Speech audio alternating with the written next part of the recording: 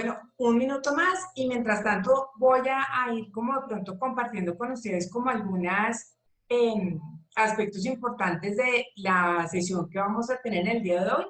Lo primero es que la sesión va a quedar grabada, pues para que ustedes sepan, la idea es que podamos montar o subir la presentación al canal de YouTube de ADAPRI y que pueda estar disponible después para consulta posterior.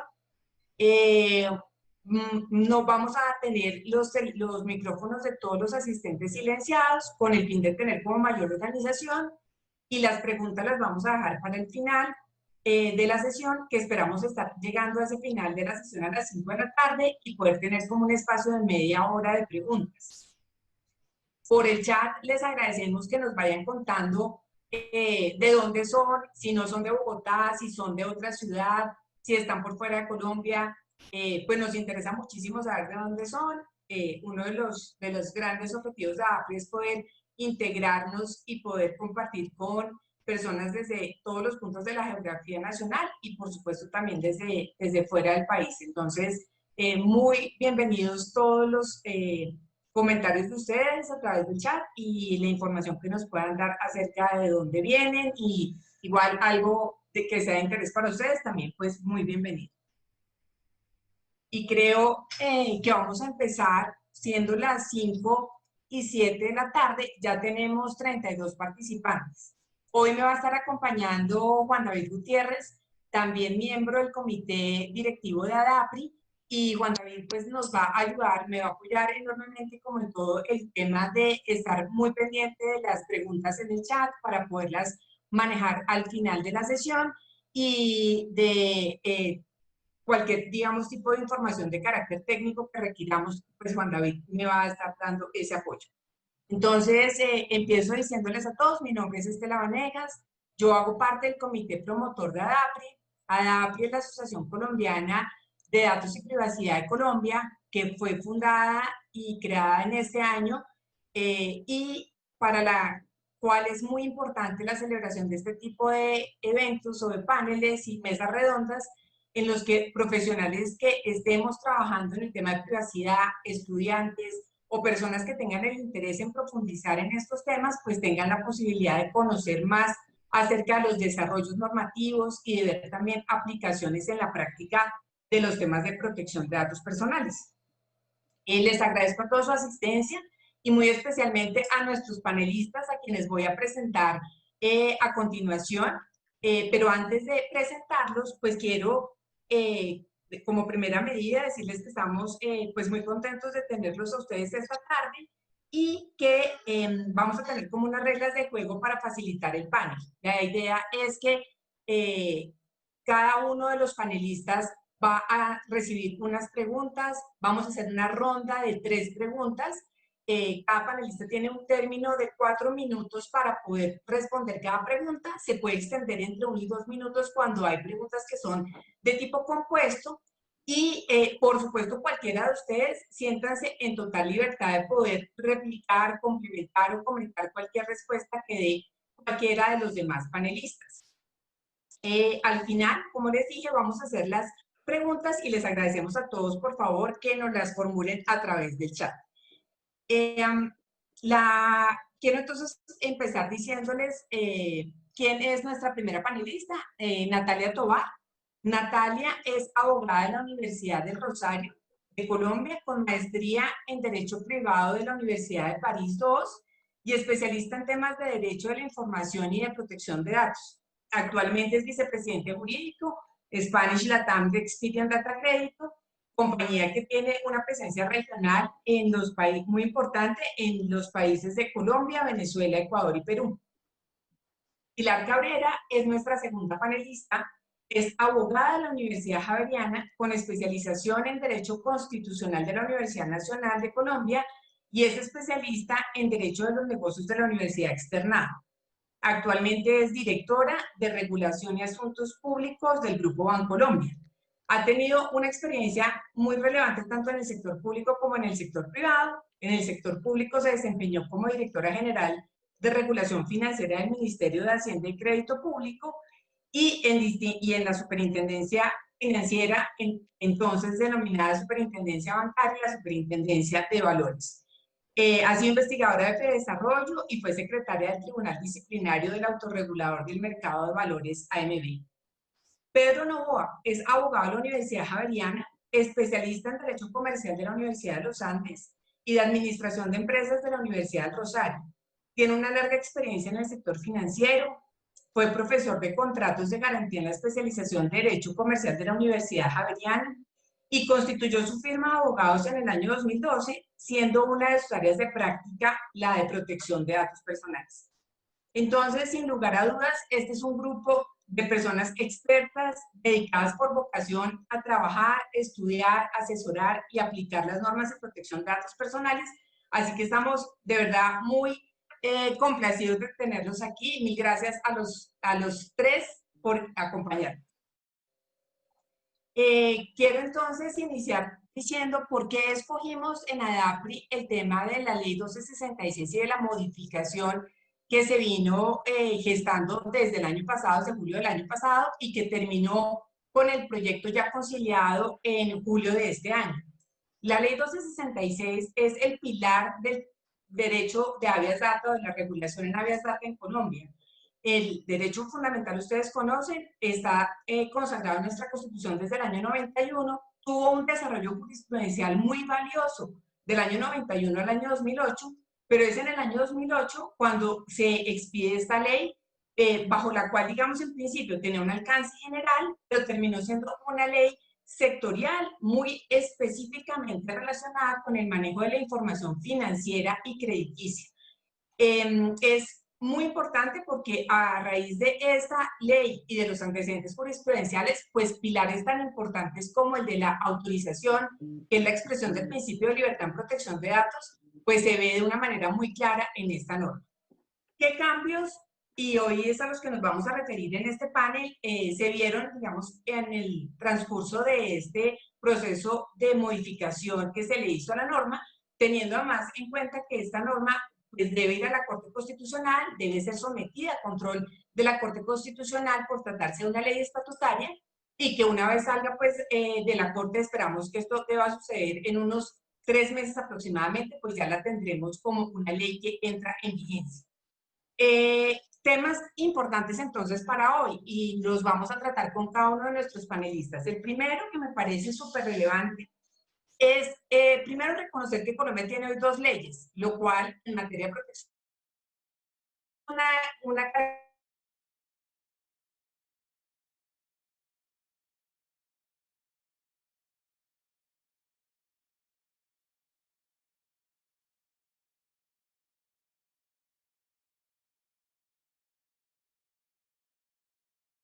la 266 y tiene a la vez también la ley general.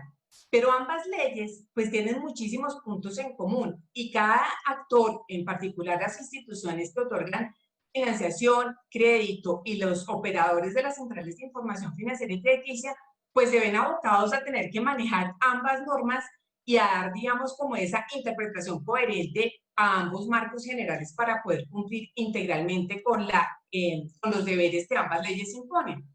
Entonces, hoy creo que uno de los primeros temas o uno de los temas que vamos a abordar va a ser esta existencia o esta coexistencia de las 2 leyes, que además también da lugar a que tengamos 2 autoridades de supervisión, una para entidades vigiladas por la Superintendencia Financiera de Colombia y otra para aquellas que no son vigiladas por la Superintendencia Financiera de Colombia y que quedan entonces bajo la supervisión de la Superintendencia de Industria y Comercio. De los temas importantes, y yo creo que sin lugar a dudas para los ciudadanos uno es fundamental, es el tema de la permanencia. Lo vamos a tratar. Es una inquietud de todos los ciudadanos saber cómo queda reportada su información, especialmente la negativa, y cuánto tiempo dura reportada en las centrales de información financiera y crediticia. Cómo se actualiza la información. En qué estado termina siendo actualizada, es decir, si es solamente en la historia de crédito o también en los scorings o en las calificaciones adicionales que se manejan sobre su comportamiento financiero y crediticio. Vamos a mirar cómo funciona la amnistía que prevé la ley. ¿Qué pasa si hay suplantación? Que creo que es uno de los temas más relevantes también que trae la norma, porque ha sido uno de los fenómenos que más ha afectado a los titulares durante los últimos años, y es el tema de la suplantación y la adquisición de obligaciones que no son a nombre propio. Y por supuesto, vamos a terminar con un tema que me parece absolutamente trascendental, es la aplicación del principio de accountability o principio de responsabilidad proactiva que trae la nueva norma para ser aplicada por las fuentes, los usuarios y los operadores de información financiera y crediticia. Así que, Natalia, bienvenida. Y entonces vamos a empezar contigo. Un tema trascendental en la regulación de la vía data financiero y crediticio es el tiempo de permanencia de la información en las centrales de información financiera y crediticia. Quisiera que por favor nos explicaras de una manera muy sencilla cuáles fueron los principales cambios que trae la norma, qué quedó claro en relación con estos dos términos que son tan importantes, es caducidad o término de permanencia de la información, digamos, negativa, que nos vamos a referir pues muy específicamente a la negativa, y la aplicación de los términos finalmente de prescripción de las obligaciones. Y por último, ¿cómo se entiende ese término de caducidad frente a las personas que pagan y a las personas que definitivamente no pagan? ¿Cómo opera el término de permanencia de la información? Ok, listo. Buenas tardes. Muchas gracias a todos por este espacio. Mil gracias, Estela, por la invitación. Yo les cuento un poquito. Este es el famoso artículo 3 de la ley. Este fue el artículo que yo creo que tuvo más discusión en el Congreso. ¿Y por qué? Porque es el tiempo que debe permanecer la información crediticia. Se trata del tiempo que debe permanecer la información crediticia en el buró de crédito.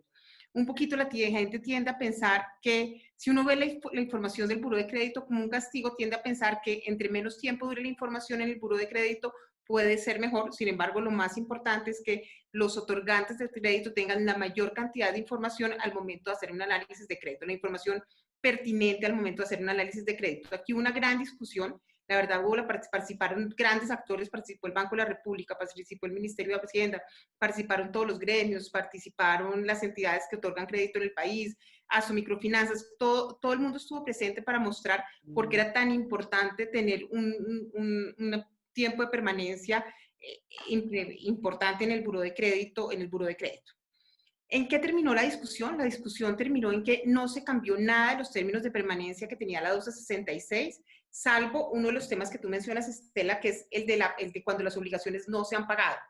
Entonces, para contarles un poquito, y aquí me vuelvo al término de permanencia. Entonces, hoy, ¿cómo funciona el término de permanencia? Funciona entre información positiva e información negativa. La información positiva dura indefinidamente en la base de datos. La caducidad nunca se refiere a la información positiva. La información positiva siempre está en la base de datos. Si yo tuve una tarjeta de crédito hace 20 años y la pagué bien, todos los datos relativos a esa tarjeta de crédito siguen apareciendo en la base de datos, en las centrales de riesgo. Esa información no tiene caducidad. Lo otro, entonces, es la información negativa, que es a la que le aplican los términos de caducidad. Y como tú decías, Estela, hay dos tipos de información negativa. La información negativa cuando hubo un pago y la información negativa cuando no hubo un pago. La información negativa cuando hubo un pago, ¿cómo funciona? Hoy en Colombia funciona que es el doble de la mora, máximo 4 años. Entonces, si yo pagué mi obligación, pero mi mora duró, por decir algo, un mes en mora, el tiempo que permanece esa información en la base de datos son 2 meses, que es el doble de la mora. Y máximo 4 años. Es decir, que si yo tuve una obligación que tuvo una mora de 3 años, el tiempo máximo que permanece son 4 años. Ahí en el Congreso no se hizo ningún cambio, ese término se sigue manteniendo exactamente igual. Ahí, después de todas las discusiones técnicas, se logró que el término se mantuviera exactamente igual. ¿Dónde hubo un cambio? El cambio estuvo en la segunda parte, que es las obligaciones cuando nunca he pagado. Entonces, ¿qué pasa si hay una obligación que yo nunca he pagado? La Corte había venido sosteniendo yo creo que los últimos 8 o 9 años, que que debía ser un término, si yo nunca he pagado la obligación, ¿cuándo debía salir de las centrales de riesgo? En opinión de la Corte, debía salir a los 10 años, asimilándolo a la prescripción de la acción ordinaria, y luego se contaban los 4 años de caducidad. Es decir, si yo nunca había pagado una obligación, salía a los 14 años. Hoy lo que dice el texto de la ley que está para revisión de la Corte que son 8 años de caducidad. Entonces ya cuando no he pagado, no es que salga a los 14, salgo a los 8 años, sale a los 8 años ese reporte negativo de la central de riesgos. Ese realmente fue el único cambio que se hizo en caducidad. Los 8 años, uno diría, la posición de la Corte era la correcta, tenía un fundamento técnico detrás. los 8 años, hay una discusión sobre si eran 4, si eran 5, o si eran 8, si eran 10. El Congreso terminó en 8, pero realmente fue el único cambio que se introdujo a las caducidades en el proyecto de ley, en la ley. Gracias, Natalia. Tal vez solamente haría una precisión y es que yo encuentro, y tú me corriges, y es que teníamos que las obligaciones que llegaban hasta los 2 años cumplían el tiempo del doble del tiempo del amor y obligaciones superiores a los 2 años sí debían permanecer en 4 años. Como Sí. queda finalmente es que hoy cualquier obligación, no importa si alcanzó la altura de mora de los 2 años, va a permanecer por el doble del tiempo con un máximo de 4 años. ¿Es así? Sí, pero es igual, no hubo ningún cambio. Okay. Es el doble tiempo máximo mayor. ¿Qué pasaba antes? Realmente la ley anterior, cuando uno lee la ley lo que decía era que el tiempo de caducidad era 4 años. Cuando lo revisó la Corte, lo que dijo es el doble de la mora máximo 4 años. Y eso quedó escrito en esta ley. Pero realmente para las personas, el término de caducidad antes y ahora es exactamente el mismo. No tiene ningún cambio. Toca esperar qué dice la Corte. Pero realmente a lo que hay hoy no tiene ningún cambio. Pero hoy podríamos entonces resumir, 8 años cuando la persona igual no ha pagado y no se ha extinguido, digamos, del momento en que yo impago la obligación y yo no he acudido a pagarla o a extinguirla, va a durar 8 años reportada en la Central de Información Financiera y Crediticia. Y si la persona sí paga o se extingue la obligación por cualquier otro medio, va a durar el tiempo que acabamos de decir, que es de máximo 4 años. Máximo 4 años. El doble de la mora, máximo 4 años, y la positiva dura indefinidamente en la base de datos. Y lo que te decía, el único cambio fue el de los 8 años, pasar de 14 a 8 en las insolubles. Ok, gracias Natalia. Entonces vamos a pasar con Pilar Cabrera y queremos preguntarle a Pilar, dado que por las funciones que tiene, obviamente, y por su conocimiento del sector financiero, pues conoce y ha vivido y tanto la ley 1266 como también sé que le tocó vivir la expedición de la ley 1581 y todo lo que eso significó para las entidades financieras al inicio, que de alguna manera pues sentían que lo que les aplicaba realmente iba a ser el marco regulatorio de la 1266 y se pensaba en su momento, hubo muchas opiniones diciendo, mire, definitivamente la 1581 no nos va a aplicar tanto a las entidades financieras. Con el paso del tiempo, pues es una posición que se ha decantado mucho, entonces sí quisiera preguntarle a Pilar, ¿qué opinión tiene respecto de la existencia de dos leyes relacionadas con el manejo de información personal desde la perspectiva de ser entidades financieras quienes recogen el impacto de tener dos normativas distintas? ¿Qué retos le ha representado a los bancos estar regulados por dos leyes que cubren aspectos que se cruzan en varios aspectos y cuyas fronteras en muchos casos son difíciles de diferenciar? Y por último, ¿cómo han vivido la supervisión ejercida por las dos autoridades diferentes, por la Superfinanciera de Colombia y por la Superintendencia de Industria y Comercio? Gracias, Pilar. Muchas gracias a ustedes, a ADAPI por la invitación y a Estela por ayudarnos en la coordinación de este conversatorio que me parece también muy importante, por lo menos tenerlo de cara, digamos, a este tipo de consideraciones que en el Congreso de la República no suelen ser fáciles de dar. Entonces, frente a la pregunta, yo creo que es una realidad y Estela ya, digamos, contextualizó un poco la situación y es que efectivamente para el sector financiero, dado que había sido, digamos, el sujeto destinatario de la ley 1266, era difícil considerar que hubiera otra ley de protección de datos que le aplicara de manera directa. Yo creo que ese efectivamente fue un proceso, por lo menos durante el trámite y la expedición de la ley 1581, en la que probablemente el único interés que tenía el sector supervisado, el sector vigilado y el sector que de alguna manera ya tenía, digamos, unas reglas de juego con la ley de habeas data, era que quedara excluida la aplicación de la ley 1581 para lo que fuera información financiera, crediticia y en general de los servicios que de alguna manera servían de soporte para poder desarrollar la actividad financiera. Eso no era, digamos, tan complejo de establecer si uno piensa en los tiempos de las normas. La 1266, como decía también Estela, había sido, digamos, el resultado de un desarrollo jurisprudencial que había recogido todos los derechos y todas las obligaciones de parte de los operadores, de las fuentes y de los usuarios que eran los titulares de la información para que de alguna manera existiera un marco que les permitiera ejercer esa protección constitucional que tiene contemplado, digamos, el habeas data. Y por el otro lado, cuando estaba en proceso la ley 1581, también había sido expedida recientemente la ley 1328, que la ley 1328 de alguna manera había buscado ser como el Estatuto de Protección del Consumidor Financiero desde el Congreso de la República. O sea, cuando uno hablaba en el seno del Congreso de la República, lo que ellos querían era definir, y así incluso creo que el título de esa parte de la ley 1328 se denomina Estatuto de Protección al Consumidor Financiero.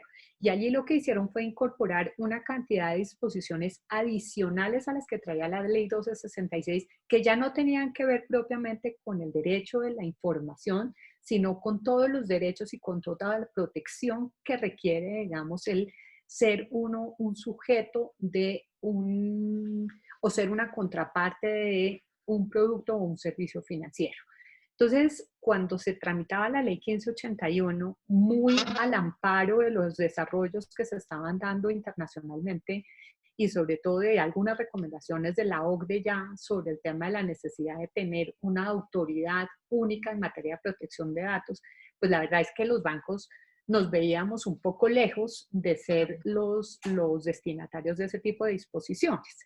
Y como dice Estela, efectivamente, incluso en esa norma se alcanzó a quedar una excepción, ¿sí? Que decía que toda la información que estuviera relacionada con la ley 1266 estaba excluida de la aplicación de esta ley, excepto en unas cosas muy precisas que son unos principios que cuando uno los lee, uno entiende que son principios pues de transparencia, de legalidad, de observancia de la ley, de respeto por los derechos fundamentales, y eso, digamos que nadie estaba en contra de eso. Lo que pasa es que no se consideraba, como les digo yo, que el sistema financiero fuera a ser un operador de unas bases de datos que a su vez tuvieran, digamos, un efecto de cubrimiento bajo la ley 1581.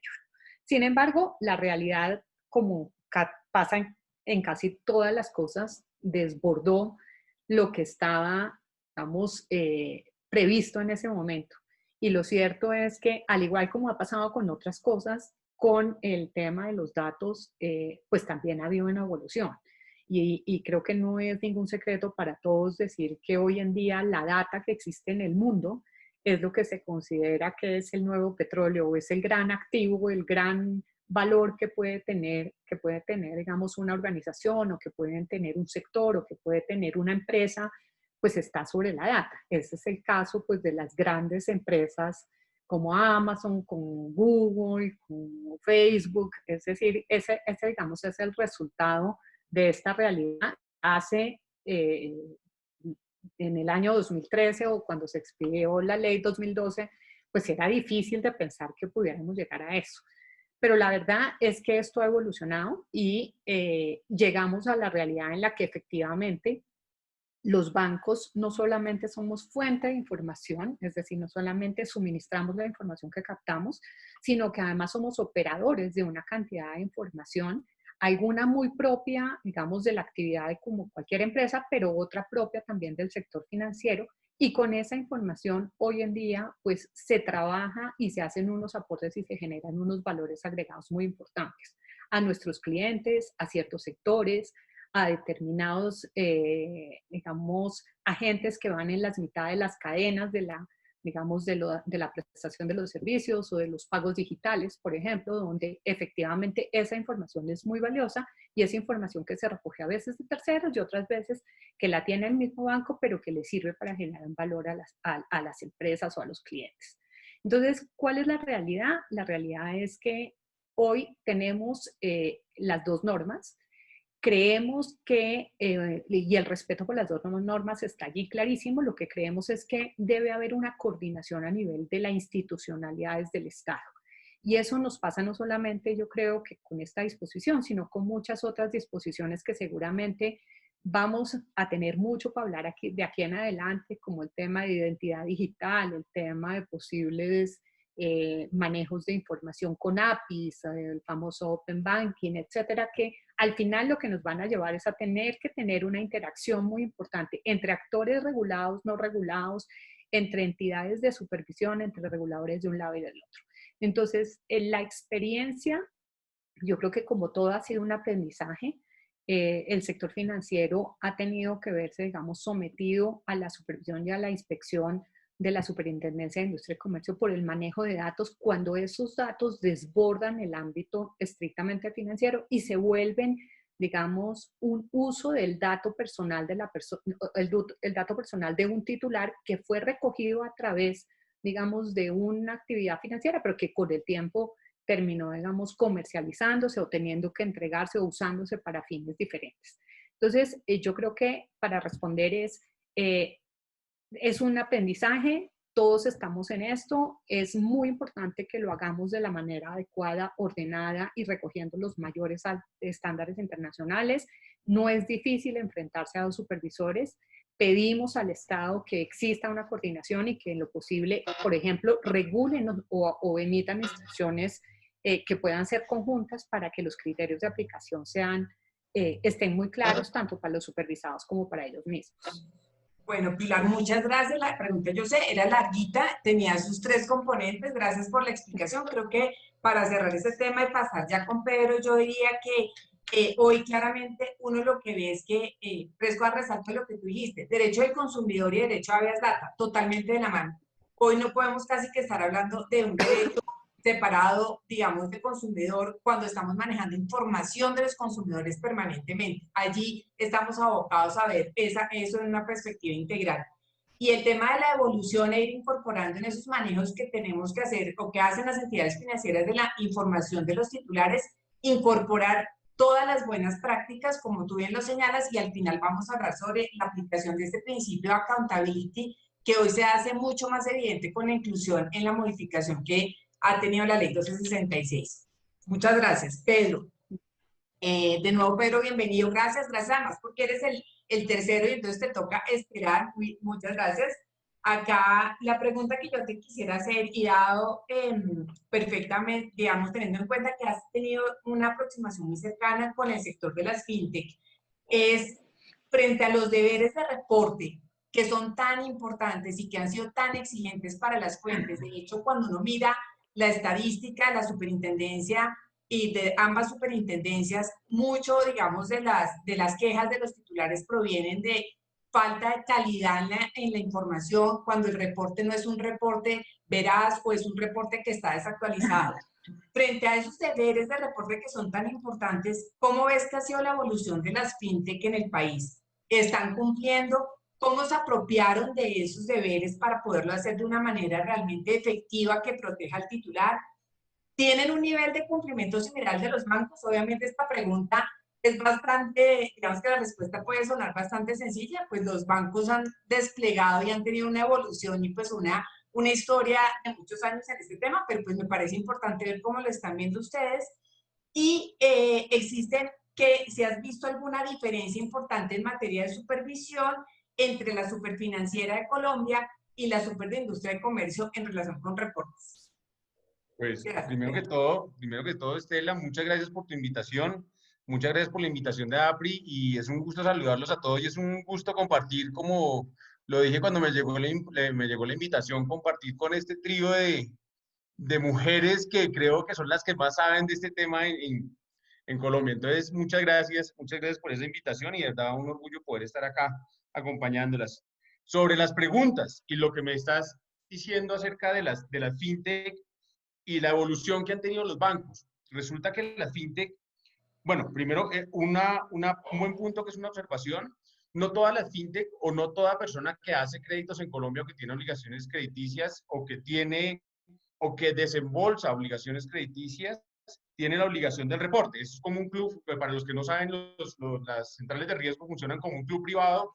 Usted se registra, no se registra, si no está registrado, pues no reporta, si está registrado, pues reporta, excepto ciertas líneas de crédito, como son las líneas de crédito de libranza, que ya están obligadas todas las empresas de libranza a hacer reportes sobre todos los créditos, y microcrédito y otras dos líneas de crédito están obligadas a reportar. Hay otras líneas como crédito de consumo, crédito ordinario, que no están obligadas a reportar a menos que la entidad quiera hacer el reporte. Ahora bien, teniendo esa claridad y arrancando por eso, lo que te puedo decir, Estela, es que las entidades fintech que están realizando estas nuevas líneas de crédito entraron con la más dura, porque los bancos tuvieron toda una evolución. Estas líneas de crédito, cuando entraron a hacer reportes y se metieron con las centrales de riesgo, no tuvieron evolución. Llegaron a toca cumplir y así tiene que cumplir. Pero además resultó que nos toca, y si hay alguien de la Superintendencia de Industria y Comercio, espero que me lo entienda bien, es que Escobar Nueva barre bien. Y resulta que hubo una ley que le dio unas ciertas autoridades a la Superintendencia de Industria y Comercio y unas ciertas posibilidades de supervisión, y creó una delegatura que es la Delegatura de Protección de Datos Personales en la Superintendencia de Industria y Comercio. Y por supuesto, cuando entró la Superintendencia de Industria y Comercio y su Delegatura de Protección de Datos Personales, a las fintech y a todos los que no estamos dentro del sector financiero, nos tocó jugar con la más dura. Y es que si ustedes ven cómo la Superintendencia de Industria y Comercio está sancionando a sus vigilados o está vigilando, supervisando a sus, entre comillas, vigilados, frente a las actitudes que tiene la Superintendencia Financiera en torno a sus vigilados, nos damos cuenta que lo que ha sacado la Superintendencia de Industria y Comercio en materia sancionatoria, tanto por ley 1266 como por ley 1581, es infinitamente mayor a lo que está haciendo la Superintendencia de Industria y Comercio. Entonces, lo que te puedo decir para responderte a esa pregunta, si las fintech están cumpliendo con la normatividad y en qué y cómo la están cumpliendo, te puedo decir que si los bancos cumplen o las entidades vigiladas por la Superintendencia Financiera cumplen con esa normatividad, las fintech la están cumpliendo 10.000 veces más. ¿Por qué? Porque el regulador es la escoba nueva que está barriendo, además lo está haciendo muy bien. Perfecto, Pedro, muchas gracias por la respuesta. Creo que este tema, digamos, como refleja, sí, un poco cómo ha sido el avance, digamos, muy intensivo que ha tenido, digamos, la Super de Industria y Comercio en su supervisión.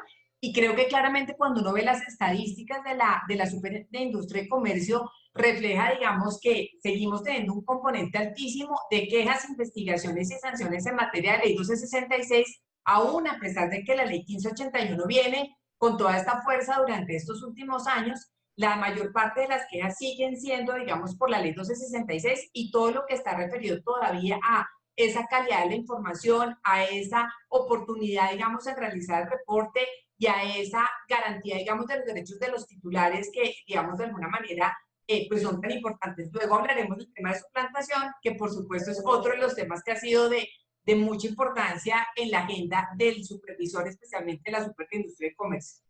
Natalia, sigo contigo entonces, y esta pregunta a mí me encanta y espero, digamos, la hago porque creo profundamente que estamos viviendo todos en una sociedad digital y que claramente el desarrollo de nuevas herramientas desde la perspectiva de facilitarle la vida a los ciudadanos también pues se vuelve, digamos, como en algo que hace parte del diario vivir de todas las entidades financieras. Estamos todas mirando cómo podemos optimizar mejor el uso de la información, pero no solo para que beneficie a la entidad, sino también, por supuesto, para que haya un balance y ese titular también se pueda ver beneficiado con ello.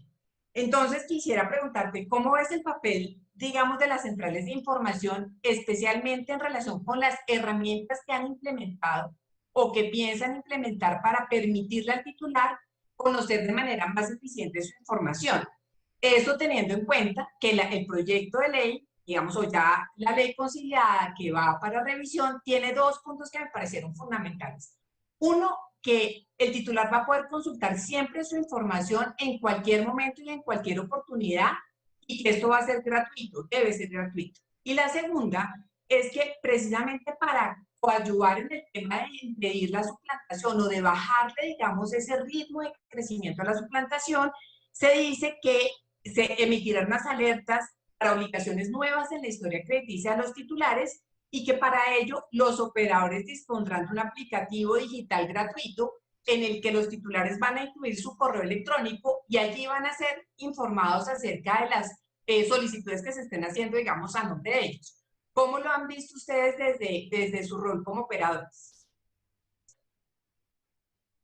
Mira, Estela, yo creo, a la pregunta de ¿cuál es el papel de un buró en esta era digital? Yo te digo, yo creo que es el momento ideal. Los buros de crédito están en el mundo, la finalidad de un buró de crédito es que haya más crédito, que haya mayor inclusión. ¿Y qué pasa en la era digital y en la era de crédito digital? Que hay mucha más democratización de esa información, son mucho más eficientes los modelos de otorgar crédito y por lo tanto el papel que juegan los buros de crédito es fundamental.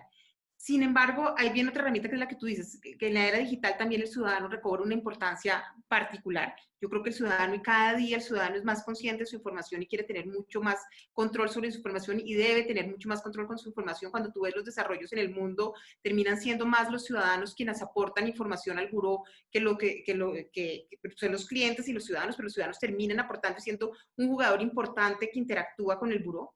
En esta ley se incluyeron dos artículos nuevos relacionados con el ciudadano, que a nuestro juicio son súper importantes y que discutimos mucho con el Congreso. El segundo, incluso el segundo que hablas, fue un tema que vino directamente de los burós. El primero es la consulta de la historia gratuita por cualquier medio y en todo momento. Eso ya existe, eso en Colombia ya existe. Cómo existía y cómo viene existiendo en este año. Desde este año, la historia de crédito es gratis por internet para todos los ciudadanos. Los ciudadanos, la verdad, pueden entrar a su historia de crédito todos los días si quieren, revisar su historia de crédito, generar los reclamos a través de internet y se genera la respuesta a los reclamos a través de internet. Hay miles de ciudadanos que entran diariamente. La verdad salió antes, era un proyecto que tenía Experian, que le veníamos probando para grupos específicos, pero con la pandemia sentimos que la gente estaba en la casa y tenía la necesidad de entender su historia de crédito y era el momento correcto, y desde febrero pueden entrar por internet y consultar data crédito gratuito por internet. Sin embargo, también están los otros canales. Nosotros tenemos centros de atención al ciudadano donde las personas van y consultan su historia de crédito. Estos centros de atención al ciudadano tienen una característica y es que realmente es una capacitación sobre su historia de crédito. Entonces, hay un muy buen espacio para hablar y para entender qué es su historia de crédito y cómo deben manejar su historia de crédito. Y si tienen algún reclamo, también lo pueden hacer a través de derechos de petición. Incluso a través del call center hay respuestas que se preguntan, pero hoy ya existe. Si me dices el mecanismo de consultar gratis por cualquier medio y en cualquier momento su historia de crédito, ya existe. Siempre existió por todos los medios y a través de internet es desde la pandemia. La verdad, desde marzo está gratis por internet para todo el mundo y tiene un éxito absoluto. A ese se suma el segundo. El segundo fue un tema que el Congreso empezó a pensar, ¿qué más hacemos para el tema del fraude? Y pensando qué más hacíamos para el tema del fraude, se nos ocurrió esta opción. Y esta opción es, ¿cómo sé yo que me están haciendo un fraude o no? Y es cuando se abre una nueva obligación en la historia de crédito.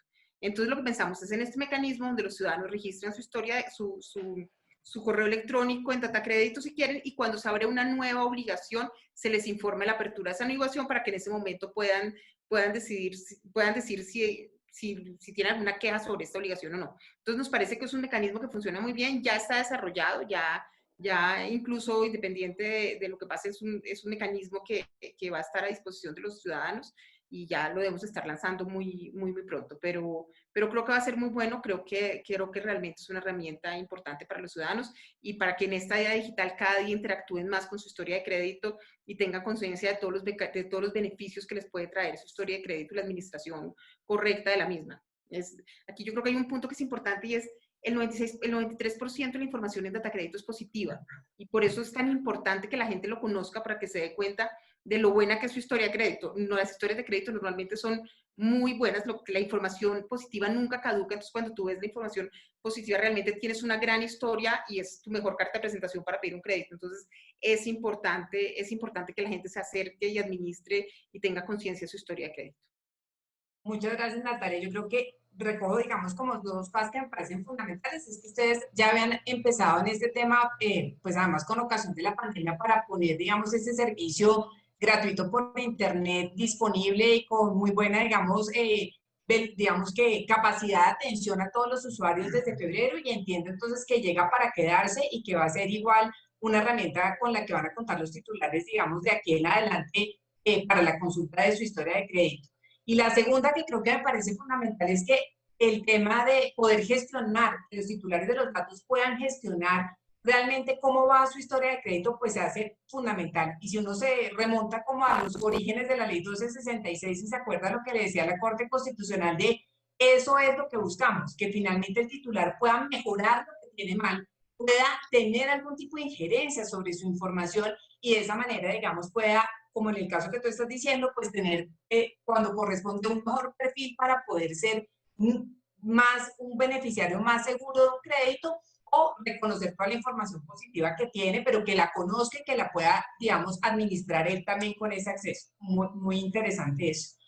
Pilar, la segunda pregunta para ti, que también es, digamos, para mí, una que es, digamos, por la experiencia que tuve en el sector financiero y porque viví muchos de los antecedentes que fue incluso cuando se implementaron medidas de SARLAF, esta me parece que es bien importante. Hay una modificación que se efectúa al artículo 10 de la ley 1266, que es uno de los artículos pilares también de la ley, porque es el que habla del principio de favorecimiento a una actividad de interés público. O sea, en este artículo se reconoce que la actividad financiera claramente es una actividad de interés público y hoy en este tema, digamos, de pandemia, con mayor razón tenemos que hacer un énfasis en lo importante que es el sector financiero como dinamizador de la economía. A través del sector financiero es que se mueven los recursos que logran que el sector real de la economía también se reactive y, por supuesto, digamos que este reconocimiento de actividad de interés público es clave.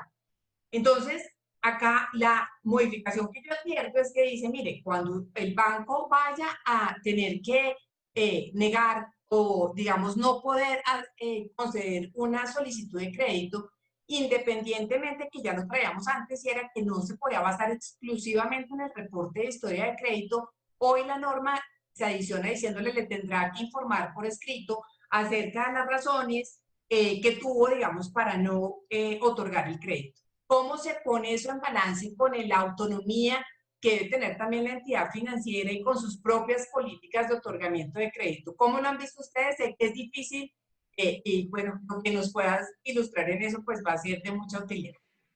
No, yo creo que es un tema que ha sido siempre muy sensible. Tan sensible es que ha sido recogido en varias disposiciones.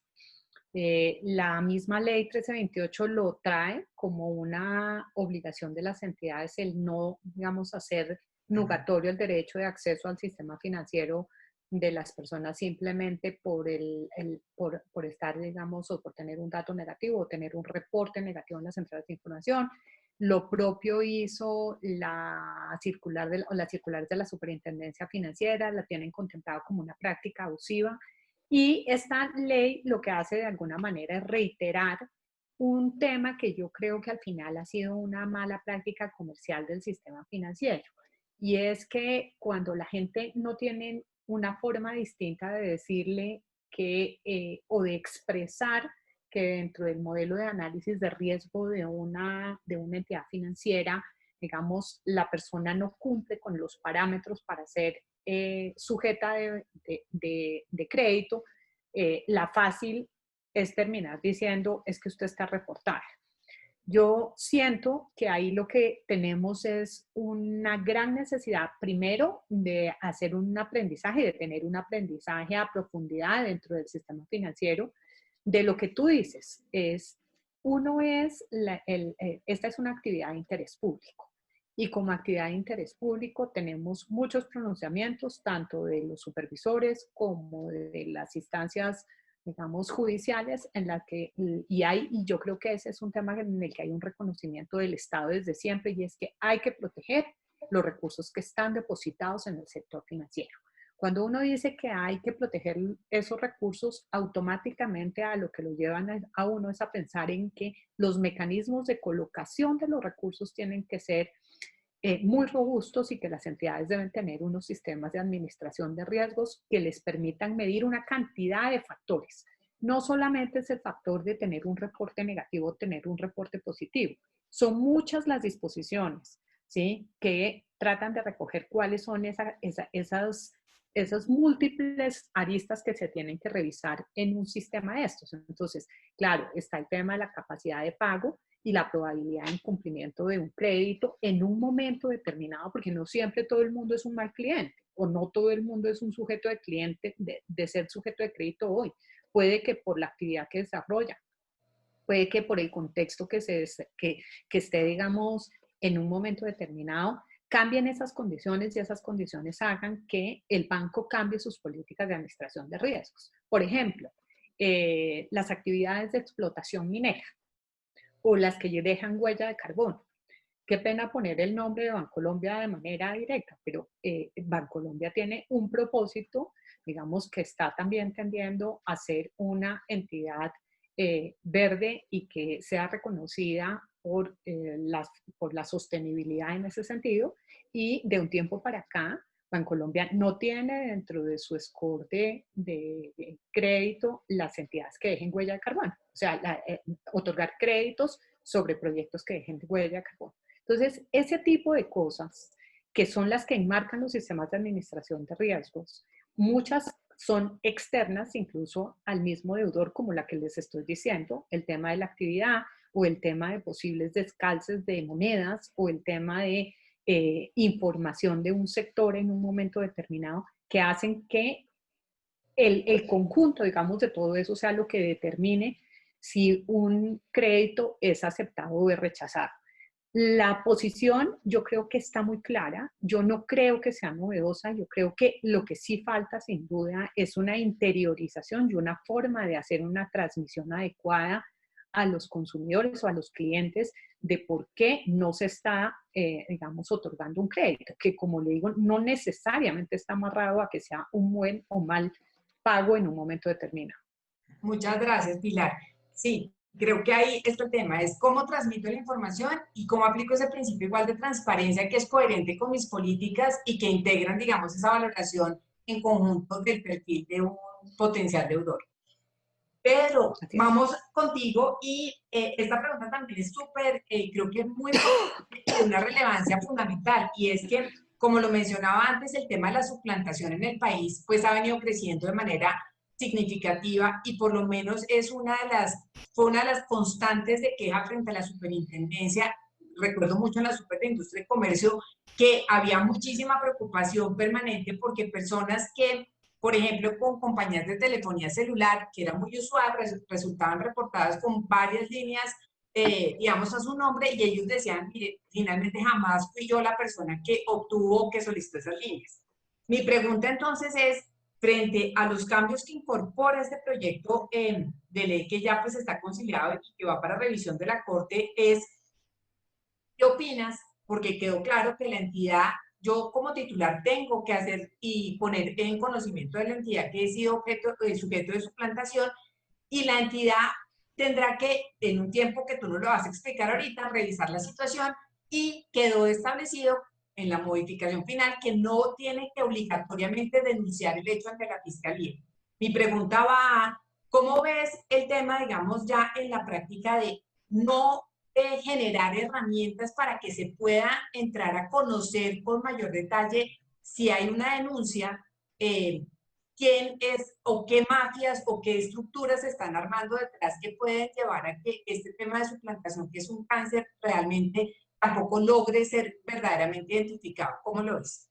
Sí, me estás haciendo una pregunta sobre una de las tres grandes quejas que tengo sobre la forma como quedó este proyecto de ley, y espero que la Corte tumbe este pedazo.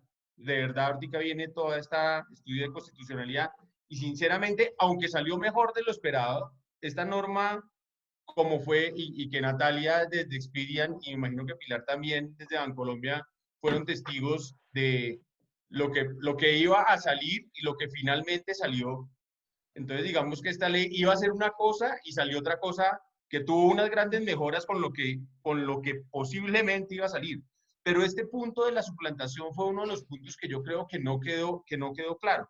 Entonces, estamos hablando de una persona que suplantan y a esa persona le dicen que para que vaya ante la entidad financiera o la entidad crediticia, tiene que presentar unas pruebas y unos soportes de que fue suplantada, de un delito que llama la ley, que fue víctima de exactamente de, perdón, voy a leer, de falsedad personal. Entonces la persona tiene que acercarse a la entidad con los soportes de que fue víctima de falsedad personal. Pero se quedó coja. Primero que todo, ¿cuáles son los soportes de que fue víctima de falsedad personal?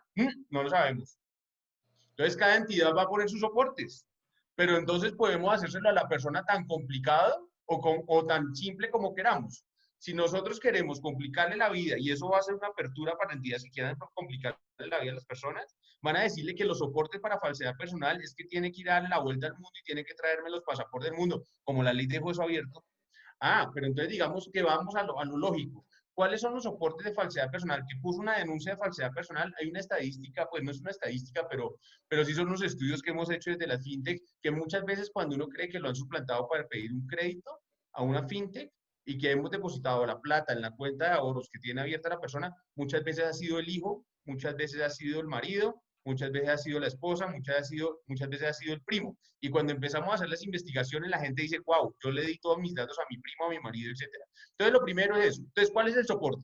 Lo segundo. Entonces, ya tenemos el soporte y se considera prueba sumaria. Prueba sumaria es que es una prueba que es rebatible. Entonces, ¿cómo vamos a poner a las entidades a rebatirle a la persona que no fue la persona, que no sufrió una falsedad personal?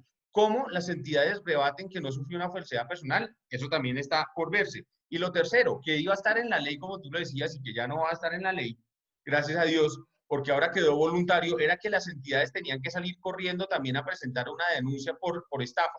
Pero ahora quedó alternativo, pero yo no me imagino a ninguna entidad salir corriendo a presentar, cuando ya hay una denuncia de falsedad personal que debió presentar el titular de la información, salir la entidad también corriendo a presentar otra denuncia, pero ahora por falsedad personal, ahora por estafa.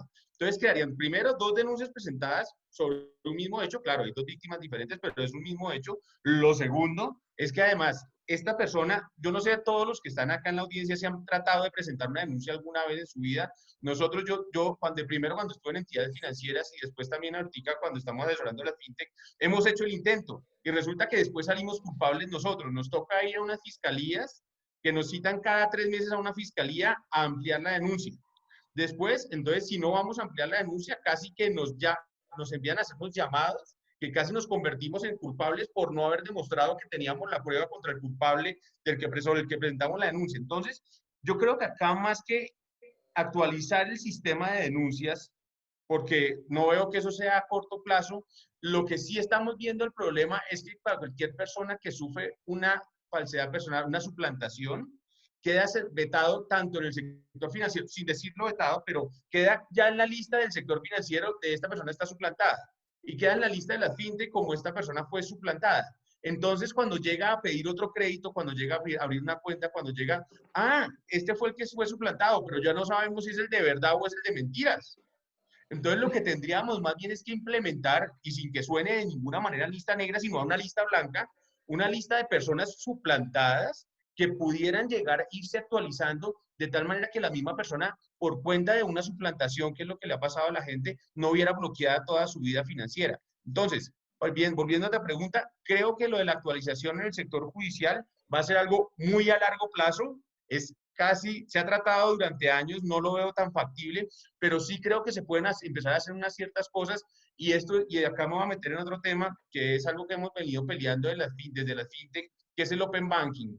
En este momento en que todos tengamos acceso a la información y podamos, y Pilar se ríe, cuando tengamos acceso a la información y todos tengamos acceso a la misma información, creo que las cosas para la gente y aún para la gente que han suplantado va a empezar a cambiar en mucha medida porque vamos a tener toda la posibilidad de compartir una misma información sobre una misma persona, entre otras, que esa persona fue suplantada y cómo fue el objeto de suplantación para que esa persona no la matemos en su vida crediticia. Bueno, Pedro, gracias. Yo cerraría, digamos, tu respuesta como con 2 cosas. Yo veo, digamos, positivo el tema de que se haya reconocido que hay una situación grave y complicada que es la suplantación. Entiendo la dificultad que se plantea en relación con, digamos, en relación con el tema de que se manifieste que lo que aporta el titular debe constituir prueba sumaria para probar esa falsedad. Y entiendo también las dificultades que tiene nuestro país para que las entidades puedan hacer un uso eficiente del mecanismo de denuncia y sobre todo que esas denuncias lleguen a algún fin real y efectivo que contribuya, digamos, a esclarecer la situación. Creo que por ahora pues tenemos el tema de que la leyenda, por ejemplo, que fue víctima de falsedad personal, puede ayudar y que ojalá deba ir acompañada, en eso matizo un poco, o desde mi opinión lo que tú expresas es si somos capaces de dar el mensaje que hay personas que están pasando por una situación complicada y que por eso se pone la leyenda, pues esperemos que eso sea reflejado, digamos, como en ese análisis integral y se valore integralmente, no como dices tú, como que se tome de pronto como una mancha en lugar de tomarse, digamos, como un aspecto de atenuación o por lo menos de mejor comprensión de la situación de esa persona. Con un punto adicional, que ahora esa persona en las centrales de riesgo va a quedar con un nuevo ítem que va a decir suplantación, ¿no? ¿Cómo es que va a decir en centrales de riesgo? Bien. Va a decir persona con suplantación, o sea que va a quedar en las centrales de riesgo con un estatus de suplantado. Claro, que es parecido a la leyenda de reclamo en trámite o en discusión judicial y que lo que busca es alertar que sobre eso, digamos, hubo una expresión de suplantación. Eso De tiene, acuerdo. digamos, como sus pros y sus contras. Yo lo veo, digamos, de manera favorable, pero entiendo también tu posición de verlo como con esa cuota de riesgo. Natalia, vamos para la última pregunta de este panel y te quería preguntar en términos sencillos cómo funciona la amnistía para personas naturales y para personas jurídicas, porque en particular, digamos, la ley hizo referencia como el tema de las MIPYMES, por ejemplo, en materia, digamos, de aplicación de estos términos de amnistía. Estela, la verdad es que la ley trae 5 amnistías. Hay cinco regímenes de amnistía diferentes. Si quieres, para resumirlos muy rápido, hay el primero que es el régimen general de amnistía. Lo que dice el régimen general de amnistía es que las personas que dentro de los 12 meses siguientes a la entrada en vigencia de la ley extingan sus obligaciones. El periodo de amnistía que hablábamos antes de los 4 años no es de 4 años. Ese máximo de 4 años pasa de ser máximo 6 meses. Entonces, el doble la mora, máximo 6 meses. Ese es la amnistía general. Las que extingan sus obligaciones dentro de los 12 meses siguientes no son 4 años, sino 6 meses. Hay una segunda amnistía que se hizo para este momento de COVID, y lo que dice esa segunda amnistía es las personas que se hubieran acercado a las entidades a pedir la reestructuración de sus créditos hasta el diciembre del 2020, esa información negativa no se reporta en las bases de datos. Entonces, si alguien fue a pedir la reestructuración de los créditos, no se reporta en las centrales de riesgo esa información. Ese es el segundo, que es el del COVID. Después hay otro régimen que ahí viene un poquito, hay muchas personas incluidas, y son las personas que tengan calificación de MIPYME o del sector turismo o de pequeños productores del sector agropecuario o pequeñas personas o personas naturales que ejercen actividades comerciantes o independientes. Una vez extingan su obligación dentro de los 12 meses siguientes a la entrada de vigencia de la presente ley, el dato se debe retirar de manera inmediata. Y eso mismo aplica para los productores del sector agropecuario, víctima del conflicto armado, jóvenes y mujeres rurales que tengan cualquier tipo de crédito agropecuario con Finagro también. Si extinguen las obligaciones dentro de los 12 meses siguientes a la entrada en vigencia de la ley, el dato sale automáticamente, inmediatamente a las centrales de riesgos. Y hay un último que es para los deudores de las obligaciones con el ICETEX, que dicen que si pagan sus cuotas vencidas o extienden sus obligaciones dentro de los 12 meses siguientes a la entrada en vigencia de la ley, el dato debe ser retirado inmediatamente de la base de datos. Entonces, sí, hay 5 regímenes de amnistía. Toca ver ahorita estamos en el tema de programación, cuando los programas, si los aplicas todos al tiempo, creo que no va a ser tan fácil también identificar quiénes son los sujetos de esas amnistías. Tampoco va a ser tan fácil. Yo creo que va a ser una labor conjunta entre las fuentes y las centrales con información que en casos aporte el mismo ciudadano. Pero hoy tenemos 5 regímenes de amnistía en la ley. Gracias, Natalia. Y le veo de pronto algo que puede resultar siendo una dificultad adicional, y es que justo en este tiempo, si las personas por la pandemia han tenido dificultades, pero se han acercado a la entidad a reestructurar sus obligaciones, pues no están siendo objeto de reporte ante las centrales.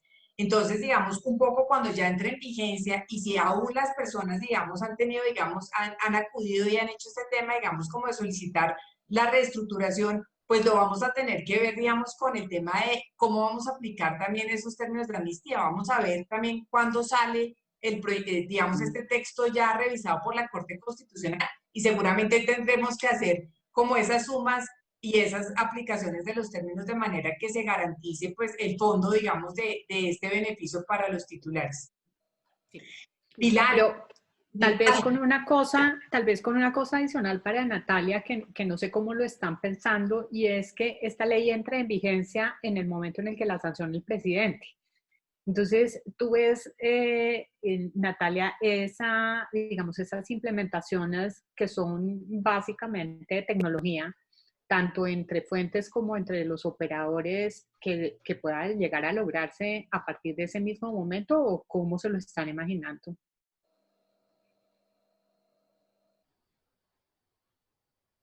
¿Natalia? Está en silencio, Natalia. Ya. Juan David, ¿será? Natalia, ¿estás en mute? Ya. No, realmente, a ver, todas las amnistías, son 5 amnistías. Las 4 realmente dependen del momento en que entre en vigencia la ley. La única, la que tú decías, Pili, no depende, que es la del COVID, que es la especial para la pandemia, no depende del momento que entre en vigencia la ley, pero tiene un periodo, dice, hasta diciembre del 2020. Sí. No se reportarán esos datos en la base de datos. Entonces, esa, sí, esa fue Va a ser cambiando. así, o sea, del 30, empezó en marzo.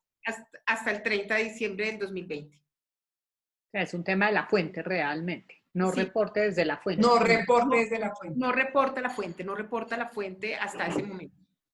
Perfecto. Y una Claro, puntico dale, sobre Pedro. esa también, y es que de ese artículo, y es precisamente para adelantarme, que otra de las preocupaciones grandes que me causa esta ley es el parágrafo 2 del que nos hablaba Natalia, y no sé también cómo lo estás viendo desde las centrales de riesgo, porque me parece que este junto con el parágrafo 3 del artículo 3 de esta misma ley desnaturaliza toda la historia, el historial crediticio cuando dice las personas que tengan clasificación de MIPYME, o del sector turismo, o pequeños productores, o del sector agropecuario, o personas naturales que ejercen actividades comerciales o independientes, es decir, todos, que extingan sus obligaciones objeto de reporte dentro de los 12 meses siguientes a la entrada en vigencia de esta ley, el dato negativo se deberá ser retirado inmediatamente de los bancos de datos. Supongamos que esta ley va a entrar en vigencia, si la Corte la apura, si el presidente la apura, va a entrar en vigencia en diciembre o en noviembre, no tengo la lámpara, pero entonces la gente, como no pone un plazo, y es como lo estoy viendo que me parece absolutamente preocupante, yo tengo un crédito que viene desde hace 10 años, bueno, hace 5 años, vengo en mora, y dentro de los 12 meses de vigente, entrada en vigencia de la ley, me pongo al día, me tienen que sacar enseguida de la central de riesgos. Porque pasaron los 12 meses. Por eso te pregunto, Natalia, no sé cómo lo estén viendo ustedes de la central de riesgos, pero me pareció absolutamente ilógico ese numeral. Sí, es que estoy en silencio, estoy hablando que vean, Ya, que no... ahí ya te oímos. Sí, son las personas, realmente lo que dicen las personas que extingan las obligaciones dentro de los 12 meses. ¿Nosotros qué creemos? La verdad es que si me preguntas, nosotros seguimos pensando que la Corte lo tiene que revisar. Hoy, por eso no es tan fácil esto en este momento. Yo creo que la Corte tiene que entrar y revisarlos cuando uno mira los términos de amnistía, los términos de transición, y uno se devuelve y piensa en la ley 1266. Uno dice, sí, la ley 1266 traía un periodo de transición, pero es que la ley 1266 cambiaba todo un régimen y traía un periodo de transición que estaba pensado y está armonizado para el momento. A ti cuando tú puedes los 5 meses, solamente cuando piensas en programarlo, cuando tú le dices a los ingenieros, toca programar esto es casi imposible. Y es casi imposible saber a quién le aplica, a quién no le aplica, saber cómo se aplica, en qué momento se aplica, cuándo pega la una con la otra. Entonces, la verdad, yo creo que esto va a ser un tema, estas amnistías, yo creo que van a ser un tema de discusión importante en la Corte. Ahí se le suma el tema que decía Pilar, sí, el tema del reto tecnológico de poder lograr que esto termine funcionando de manera, digamos, que sea coherente. Esperaremos, sí, que nos dice finalmente la Corte. Pilar, la última pregunta del día, y lo voy a hacer después igual, creo que podemos incluso, les pido que seamos así como súper breves para que podamos dar paso a las preguntas que ya veo que hay varias en el chat, y entonces no nos vamos a quedar sin eso, y es, ¿cómo ves la aplicación del principio de responsabilidad demostrada para los bancos en su calidad de fuentes y usuarios de la información? Pues mira, el principio de responsabilidad demostrada realmente, digamos, evidentemente es incorporada en esta norma con el propósito de que sea aplicada a los datos financieros, pero tampoco es tan distinto a los modelos de administración de la información que ya tiene el sistema financiero de tiempo atrás. Digamos, evidentemente, como ya se los decía en las primeras preguntas, una de las cosas que hizo la ley 1328 y que en general ha venido haciendo toda la regulación del sistema financiero es definir una cantidad de reglas de protección de la información del consumidor financiero, tanto en la etapa precontractual como en la etapa contractual e incluso en la etapa finalizada, digamos, los contratos. Entonces, lo que nosotros vemos desde el sector financiero, y yo creo que, digamos, esta fue una sugerencia o fueron unos artículos que incorporó la Superintendencia de Industria y Comercio a solicitud de ellos, lo que vemos es que podemos encontrarnos en algún momento con una ambivalencia en la aplicación de la norma de parte de algunas de las superintendencias, porque el mismo artículo señala que, por ejemplo, en el tema de las sanciones, que lo aplicarán la que corresponderá a la Superintendencia Financiera o a la Superintendencia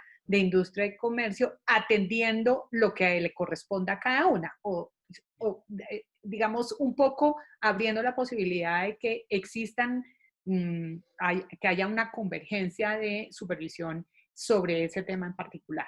Entonces yo creo que ahí tenemos un reto muy importante, creo que es muy relevante integrar las denominaciones del Programa Integral de Gestión de Datos Personales, que es parte de la guía de la responsabilidad demostrada que tiene la Superintendencia de Industria, a lo que es el lenguaje financiero, a lo que son las políticas en el mismo sector y evidentemente, digamos, lo que este tipo de principios tratan de generar es que haya, como su nombre lo dice, la demostración de una responsabilidad en el materia del cumplimiento de las obligaciones que haya lugar. Entonces, efectivamente, hoy ya tenemos nosotros una supervisión y ya tenemos, digamos, todo el engranaje de las peticiones, quejas y reclamos que van por la Superintendencia Financiera.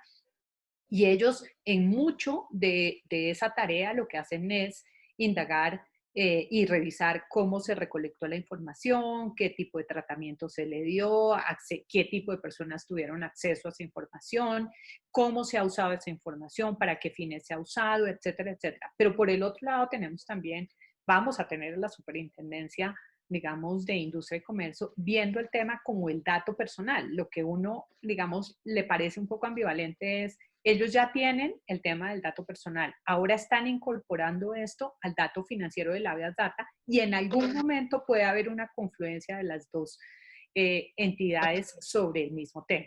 Entonces, en conclusión, lo que yo creo es que tenemos que adaptarnos y adoptar, digamos, todo el lenguaje y todos los requerimientos del Programa Integral de Gestión de Datos Personales que tiene la SIC hoy en día al tratamiento del dato financiero, que es, digamos, la novedad de esta ley. Evidentemente, seguramente va a confluir en mucho con lo que ya tenemos hoy en día desde el sector financiero, pero vamos a tener ahí pues un reto y digamos, y se nos están abriendo unas fuentes de supervisión que no teníamos. Muchas gracias, Pilar. Sí, yo creo que será igual y continuar con la capacitación al recurso humano. Yo creo que para mí el tema de sensibilizar al recurso humano, en qué procesos hay, cuáles son las políticas, qué es lo que tengo que garantizar realmente al titular, va a ser fundamental siempre en la demostración del principio de accountability. Pedro, y la última pregunta para ti, por favor. Tenemos una modificación que también se hizo en la ley y es el doble reporte, digamos, en las obligaciones que son inferiores al 15% de un salario mínimo legal mensual. La norma modificada establece que se deberá hacer una doble notificación previa, digamos, al titular de manera que tenga esos dos momentos antes de que la obligación quede reportada. Ustedes desde la perspectiva igual de las fintech y en general, ¿cómo han visto que esto puede contribuir realmente y qué dificultades también le han visto al tema? Sí, son en realidad de ese artículo 3, del proyecto, también es los otros dos temas que esperamos que la Corte revise y ojalá no deje pasar, que son el parágrafo 2 y el parágrafo 3. Uno, el parágrafo 2, para entidades que hacen préstamos de pequeñas denominaciones, de cualquiera que sea, no digamos no créditos de bajo monto que son diferentes, sino créditos de pequeñas denominaciones, el hacer una doble notificación antes del reporte, pues se volvió un absurdo. Entonces yo tengo una obligación y me dice que yo no puedo hacer un reporte a las centrales de riesgo sino hasta que le haga la doble notificación a la persona, pero entonces yo saco una notificación hoy, saco otra notificación mañana y dejo pasar los 20 días de la doble notificación y lo único que se vuelve para la entidad que quiere hacer el reporte es una carga operativa que así sea mandar un correo electrónico, es una carga que tiene costo tanto de personal como costo de tecnología. Entonces, eso no le vemos un sentido y además no vemos por qué está diferenciando estas obligaciones que tienen el 15% del salario mínimo legal mensual vigente comparada con las otras obligaciones. No tiene sentido esa diferenciación. Claro, muchos van a alegar, no, es que mira, que muchos de los casos es porque hay obligaciones con Cel o con Movistar, obligaciones de celular, obligaciones con DirecTV, que son de muy pequeños porcentajes. Pero ¿y qué pasa? Pues yo le hago un reporte, lo importante es que yo le haga una notificación a la persona de que la voy a reportar, pero que yo le haga dos notificaciones con un día de diferencia para dejar pasar los 20 días, pues no hace sentido y se vuelve una carga para las empresas. Y por el otro lado, el parágrafo 3, que es otro parágrafo que puede tumbar toda la historia de crédito, que creo, no sé si también lo tenemos que ver, que no lo hemos analizado, que para mí es un parágrafo que puede tumbar toda la historia de crédito, de toda la historia de crédito, cuando dice que cada vez que yo salga de las centrales de riesgo, tengo que actualizar toda la información, incluyendo scores, actualización que se tiene que actualizar de forma simultánea con el retiro del dato. Tendrá que darse una interpretación a ese parágrafo de tal manera que los scores que manejan las centrales de riesgo, que no se elimine el historial crediticio que yo he tenido de las centrales de riesgo, porque con este solo parágrafo podemos llegar a que, de acuerdo con la interpretación que se le dé, yo tenga la misma historia de crédito de una persona que lleva haciendo mala paga durante 5 años. Entonces, es una cosa que tendría que verse y que ojalá la Corte la estudie.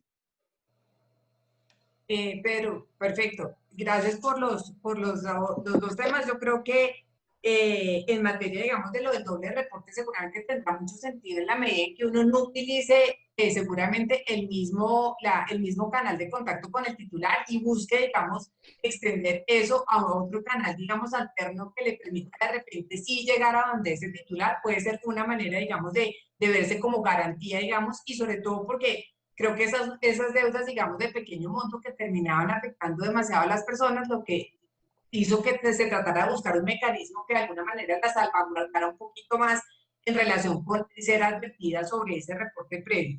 Y en el tema del sport, ese no lo quise ni siquiera tratar hoy porque sea para otra reunión completa, seguramente tiene todas las implicaciones del mundo.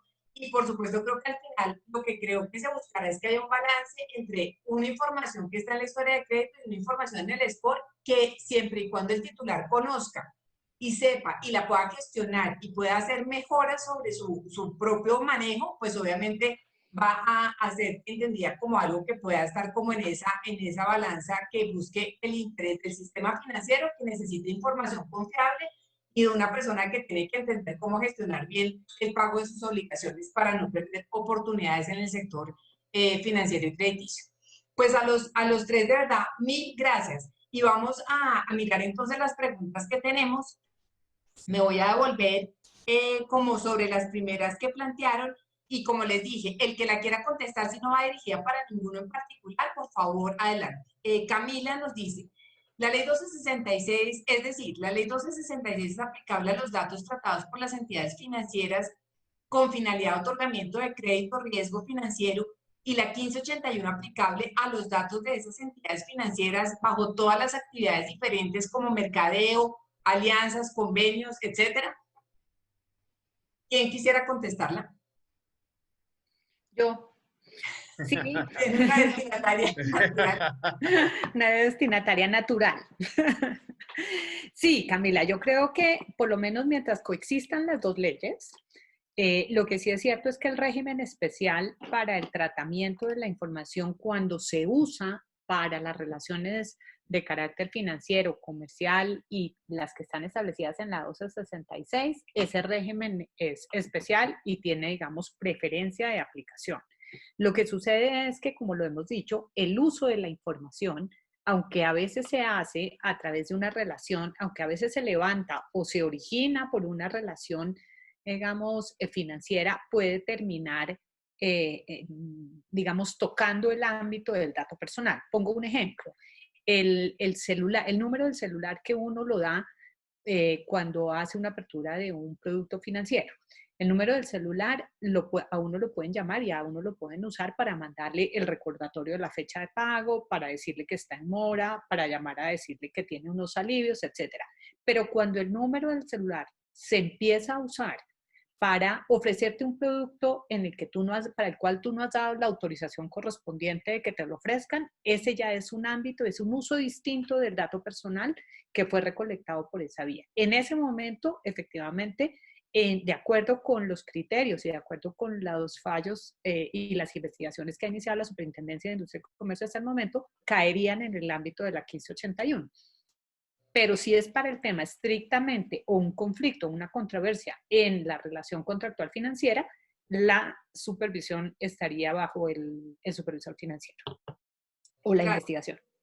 Gracias, Pilar. Y creo que además hemos ido avanzando muchísimo en la manera de informarle a los titulares. Hoy cuando uno ve los formatos de autorización de las entidades financieras, es mucho más claro ver cuáles son las finalidades claramente relacionadas con el tema financiero y crediticio, y también se hace mucha claridad sobre ese manejo comercial, publicitario, etcétera. Ahí es donde tenemos cada vez que avanzar más para que ese titular pues quede claramente informado. Juanita Ramírez hace... Natalia, ¿quieres hablar? ¿Tienes? No, ahora. Juan David. Juan David me dice que nos quedan pocos minutos. Entonces, Juanita Ramírez, una pregunta, me dices que era una pregunta. ¿Se ha pensado en el sector financiero qué pasa si el ciudadano recibe una alerta y no hace nada, ni llama al banco o no lo ve por cualquier razón y luego se queda por fraude? La voy a contestar yo, ya que viene dirigida, dice Estela. Yo lo que creo es que esta es una oportunidad para que también haya como un principio de corresponsabilidad. Los titulares de los datos también tienen deberes. Y si a mí me están dando una garantía y la garantía es que en un correo electrónico me van a informar cuando se abra la obligación y yo como titular no tengo el cuidado, no me parece importante, no pongo, digamos, no activo el mecanismo para que esa operación que es indeseada no se dé, pues por supuesto también creo que ahí tenemos que reforzar mucho ese deber en el titular, y la información acerca de estos cambios de la norma va a ser fundamental para educar mucho más al titular y hacerlo pues mucho más partícipe de estas decisiones. Por supuesto habrán causales que él podrá exponer después de fuerza mayor, que donde estaba no había señal, lo que sea, pero creo que en principio sí tenemos que fomentar un principio también grande de responsabilidad en el titular, de hacer uso de las garantías que le están dando. Luego, Pilar nos pregunta, ¿cuál es el término de permanencia del registro de víctima de falsedad personal cuando se saca ese reporte? Yo creo que Pilar nos está tratando de preguntar si esa leyenda de víctima de falsedad personal que va en la historia de crédito, que se tendría que poner, ¿cuál es el término que tendría para permanecer en la historia de crédito allí indicado? No sé, Natalia, si tú nos quieres de pronto apoyar. Natalia tiene bloqueado el micrófono, por favor. Juan David, ¿será que tú, por favor? Ya. No, sigue bloqueada. Bloqueó Juan David. No, es que yo se lo había abierto ¿a Natalia? Sí, a Luis Romero. Natalia, ¿puedes volver a tratar? Ya, perfecto. Listo. No, mira, yo creo que hasta que se resuelve el caso.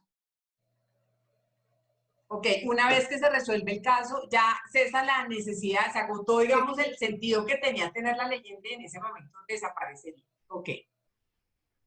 Juliet Sierra nos pregunta, ¿qué pasa con el reporte durante la amnistía para los fondos de empleados? Con el reporte para la amnistía durante los créditos de los fondos de empleados, no, yo creo que le aplica el régimen de amnistía general, que es el que no son 4 años, sino 6 meses. Ok. Es decir, que si paga, pero con el reporte, digamos, y en relación con el reporte, pues estaría, digamos, hoy con las medidas extraordinarias, pues sin reporte, porque precisamente si la persona se ha acercado a reestructurar las obligaciones, pues no se está haciendo efectivo el reporte. Pilar Otero nos pregunta, ¿qué implicaciones tiene para efectos de las amnistías el concepto de extinción de la obligación, ya que antes hablaba de cancelar las obligaciones? Mira, me parece muy importante porque ese tema es siempre generador. Sí, no, mira, si uno mira la ley 266, decía un poquito, y cuando uno mira aquí la amnistía del ICETEX, sí es claro que es las personas que paguen las cuotas vencidas o extingan las obligaciones para la del ICETEX. Para las otras quedó el concepto de extinguir las obligaciones y se discutió, la verdad es que los congresistas lo discutieron mucho y decidieron poner extinguir las obligaciones. En mi concepto, extinguir las obligaciones es el pago total de la obligación. O cualquier método de extinción de las obligaciones. No es ponerse al día, como dice expresamente para el ICETEX, es extinguir la obligación. Pero toca esperar que la Corte lo interprete. sea, un modo de extinción de la obligación es el pago. Habría otros modos para extinguir las obligaciones y es sobre lo que tendremos que esperar a ver la Corte cómo se pronuncia. Pero el mecanismo natural o el modo natural de extinción de las obligaciones es el pago de la misma. Pedro, ¿quieres adicionar algo en ese tema? O creo que así sobre los términos, simplemente quería decir algo sobre los términos raros que trabaja la ley, y es que en el artículo 3, cuando habla del término de caducidad, del término de permanencia de 4 años, dice, la información se debe retirar de los bancos de datos. Después, cuando habla del término de caducidad de los 8 años, dice, la eliminación debe ser eliminada de la base de datos. Entonces, si nos ponemos a comparar los dos términos, se pueden prestar a diferentes interpretaciones. ¿Qué quiere decir retirar? ¿Qué quiere decir eliminar? ¿Y qué quiere decir retirar del banco de datos, de eliminar de la base de datos? Yo creo que acá los legisladores, y quiero que la Corte va a tener que hacer esa aclaración en ese artículo 3, es que el legislador, por no querer usar las mismas palabras y por querer tratar de no repetirse, lo que hizo fue crear una posible confusión de interpretación en ese artículo entre retirar, eliminar de los bancos de datos y de las bases de datos. Gracias, Pedro. Bueno, hay una pregunta, es de Arturo Ardila y nos dice, tenemos una preocupación y son las nuevas iniciativas legislativas en materia de reforma a la Ley 1266, buscando favorecer a sectores ya aliviados por este proyecto de ley. ¿Cómo lograr consenso? Es decir, como unas nuevas iniciativas legislativas que buscan aliviar a nuevos sectores. De pronto, Pilar, ¿nos puedes contar un poquito? Sí, yo lo que siento es que pues iniciativas que traten de favorecer a los deudores en este momento van a ser muchas. Es un anteproyecto, lo está presentando un representante de la Cámara que es, digamos, muy conocedor del tema, que es Oscar Darío Pérez, y efectivamente está proponiendo unas amnistías pues para el sector agropecuario. Y creemos que habrá que hacer el ejercicio como lo hemos venido haciendo durante todos estos años, porque este proyecto de ley es el resultado de alrededor de seis proyectos que se han presentado, digamos, durante del año 2013 a ahora, casi que un proyecto por año, y pues recoger la data necesaria para tratar de contarle a él qué efectos tiene, o al Congreso y a la comunidad en general, qué efectos tiene el incorporar medidas de alivio. Algunas son favorables, algunas son buenas, algunas son necesarias, como todas las que ha definido la superintendencia en tema de alivios, pero fíjense que la misma superintendencia en eso ha sido tan prudente que ha decidido que digamos, la instrucción está sobre no cambiar la calificación mientras está el plazo de los alivios. ¿Por qué? Porque sabe que si se cambian las calificaciones y si se generan, digamos, unos datos negativos, seguramente eso lo que va a hacer es generar pues unas restricciones del crédito. Pero también tratar de favorecerlos, eliminando o generando unas amnistías a favor de estas personas, lo único que va a hacer claramente es que el sector quede, digamos, en la mira de ser un sector que está siendo beneficiado en los alivios y que probablemente en lugar de ayudarlo lo que lo va a perjudicar, porque se generan unas alertas de tener pues un mayor riesgo. No sé, Natalia, que es experta Y Pedro, y también me complementas en eso. Pedro alzó la mano, le voy a dar la palabra a Pedro. Natalia, al final, ¿qué paso? Qué pena me metí, Natalia, solo una acotación a eso, no solo las nuevas iniciativas, sino que desde el sector fintech y creo que desde el sector financiero, el susto o el mayor temor es que se vuelva a dar otra modificación o a alguien se le ocurra otra modificación a la ley 1266 y que envíen las nuevas amnistías. Entonces la gente o el público se va a acostumbrar a que cada nueva amnistía que va a ocurrir, cada nueva modificación, cada nuevo proyecto que va a ocurrir cada cierto tiempo, va a haber una amnistía. Entonces la preocupación que debemos tener todos los empresarios es qué va a pasar con ese nuevo proyecto que va a dar una nueva amnistía, porque cada nuevo proyecto de modificación va a traer su nueva amnistía. ¿Qué va a pasar con esos pagos? La gente no se puede acostumbrar a que cada nuevo proyecto de ley traiga una nueva amnistía y sobre todo cuando está modificando la ley 266. Era solo un punto. De acuerdo. Natalia, ¿algo que quieras adicionar? No, yo creo que es un poquito lo mismo que decía Pilar y toca tener en cuenta que esto es una ley estatutaria. Una ley estatutaria no es algo, las leyes estatutarias están para generar unos marcos tan generales que durante un tiempo, uno espera una modificación cada año, una ley estatutaria, para incluir una amnistía. Lo que decía Pilar, esto venían 6 años, esta ley trató de pasar durante 6 años, cuando tú decías, Pedro, que un artículo no cuadra con el otro, porque venían iniciativas de partes que al final era difícil, que el legislador cambió tanto el texto en el camino y todo el mundo le metía cositas, que al final es distinto, las amnistías mismas no cuadran entre ellas. Pero lo que decía Pilar es súper importante, la amnistía, la gente piensa que le beneficia, la amnistía no beneficia, la amnistía genera menos crédito y sobre todo cuando se da por sectores, esos sectores son sectores aliviados y tienen más problemas generando créditos. Entonces las amnistías no benefician, las experiencias internacionales son clarísimas. A la gente que en Chile un caso que fue súper interesante y los sectores amnistiados tuvieron mucho menos crédito. Entonces las amnistías, si hay alguien que dice mi sector no quedó, es mejor que no haya quedado. Entre menos amnistías tengan esa información más completa, hay más crédito y le llega a todos los segmentos de la población. Entonces, igual toca esperar ver cómo las define la Corte.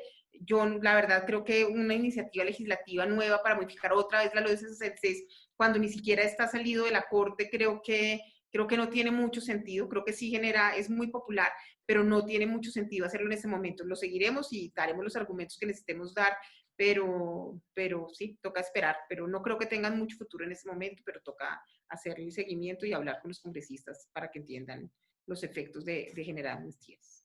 Bueno, pues agradecemos un montón las preguntas, sin embargo ya se nos agotó el tiempo. Hay 3 preguntas que las últimas que estoy segura que darían lugar para una nueva sesión y ojalá que la podamos hacer, y está referida con 3 temas que se los quiero dejar a quienes nos acompañaron hoy tan amablemente y tan activamente en esta mesa redonda, o sea, Natalia, Pilar y Pedro, y es cómo se va a compatibilizar ese deber de actualizar el score y la información, digamos, de calificaciones y récords, de ver qué recae sobre fuentes y también sobre operadores.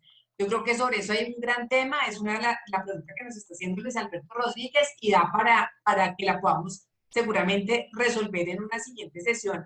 Adicionalmente hay una de Juanita Ramírez que nos dice cuando se entregue correo electrónico para temas de que me informen acerca del tema de suplantación, cómo asegurar que la finalidad que utilice la central sea solamente esa y que de esa manera como que se preserve, digamos, el uso del correo para esa finalidad, o si se han pensado en otras finalidades, eso cómo lo harían. Me imagino un poco bajo el principio de accountability, de información al titular, cómo se haría. Y por último, ¿qué estrategias han pensado en implementar desde las entidades financieras para capitalizar el cumplimiento de las nuevas obligaciones frente a los clientes o frente al mercado, estrategia de marketing, etcétera? Pues da igual, creo que de pronto para tenerlo en consideración en una siguiente oportunidad.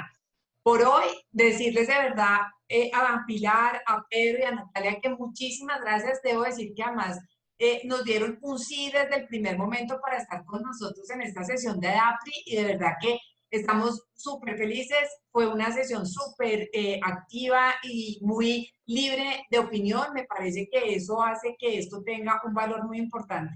Y a todos los asistentes, muchísimas gracias. Quedamos pendientes para una siguiente sesión y gracias a todos por su asistencia. Que descansen. Gracias a ustedes. Chao a todos. Chao, que estén muy bien. Que estén bien. Gracias.